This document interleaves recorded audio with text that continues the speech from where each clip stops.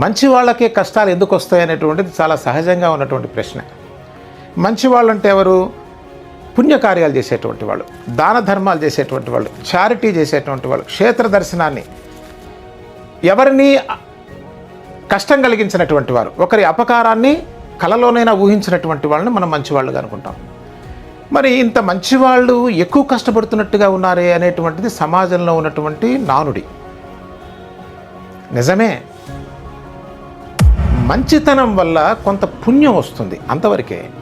మంచితనం అనేది ఆనందాన్ని, శాంతిని ఇవ్వలేదు. ఇది చాలా జాగ్రత్తగా గమనించాల్సినటువంటి విషయం. శాంతి, ఆనందం రావాలంటే దానికి మూలమైనటువంటి మనస్సు యొక్క స్వరూప స్వభావం మనకు అర్థం కావాలి. అది కనుక అర్థమైనట్లయితే మనకి ఏ వస్తువులు ఉన్నా లేకపోయినా ఆనందంగా, శాంతిగా, ఖచ్చితంగా జీవించవచ్చు అనేటువంటిది కొందరి మహాత్ముల జీవితంలో మనకు సుస్పష్టంగా కనిపిస్తుంది. కాబట్టి వస్తు సంపదను తెచ్చేటువంటి పుణ్యఫలం కావాలా?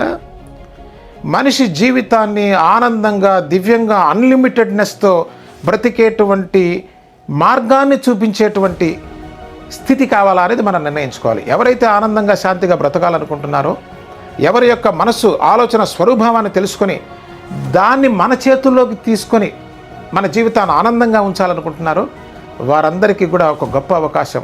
మేము కండక్ట్ చేసే 3 రోజులు ఆన్లైన్లో జరిగేటువంటి ప్రోగ్రాంలో జాయిన్ అవ్వండి. ఖచ్చితంగా మీ జీవితంలో ఆనందపు వెలుగులు నింపుకొని ప్రశాంతమైన జీవితాన్ని గడపండి. అట్టి వారు తప్పకుండా తక్షణమే రిజిస్టర్ చేసుకోండి.